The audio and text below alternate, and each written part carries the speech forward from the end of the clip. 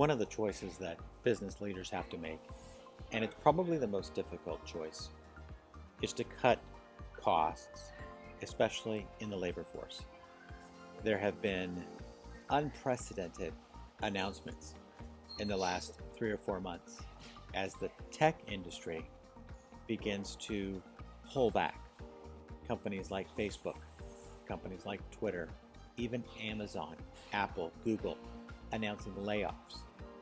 Now, if you're a small business owner like me, you probably don't have a lot of excess labor. You don't have excess people on the payroll.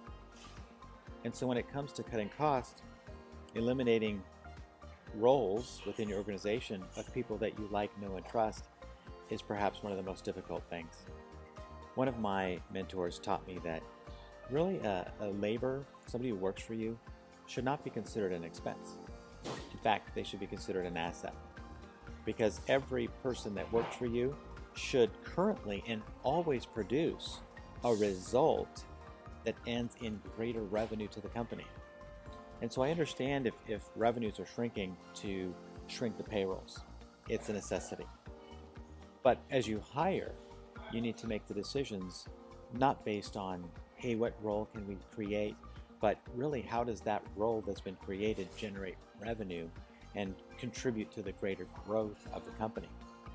Because cutting expenses when it comes to labor expenses is hard. There are laws, there are rules, there are regulations that dictate how to do it properly.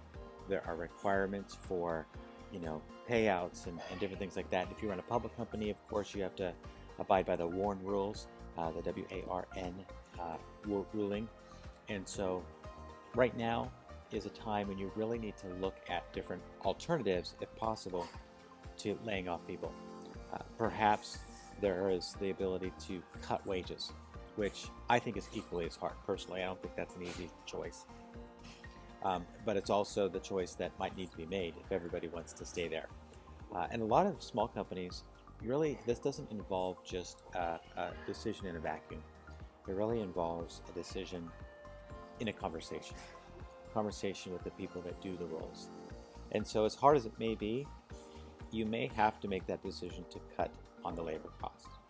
And let me encourage you, cut early, because if revenue is slowing, if the market is retracting, you're going to be in a position of strength if you do that early. And it also gives the people that you have to let go an opportunity to go out and find another job.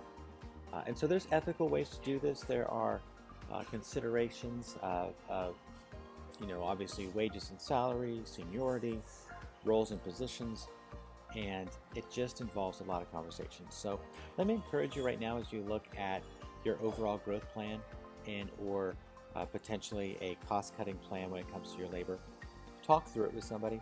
I know that it's helpful for me to talk through it with my mentors, my advisors, and I'm going to encourage you to do the same.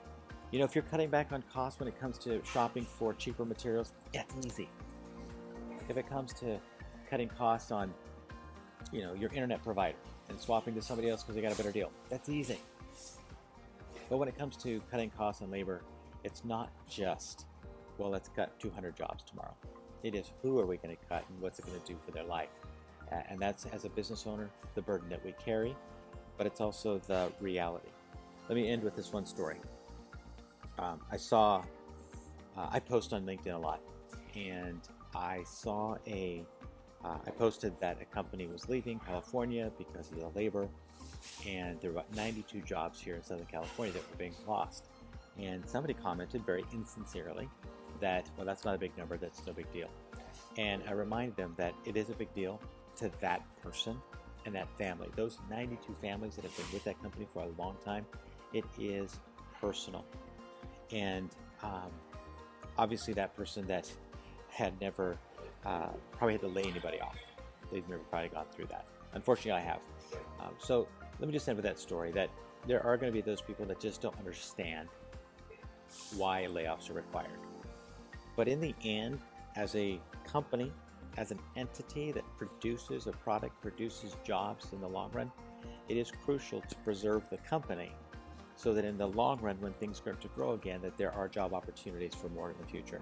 If the company does not cut costs, if the company does not make those tough decisions now, then they may not be around in 5, 10, 15 years.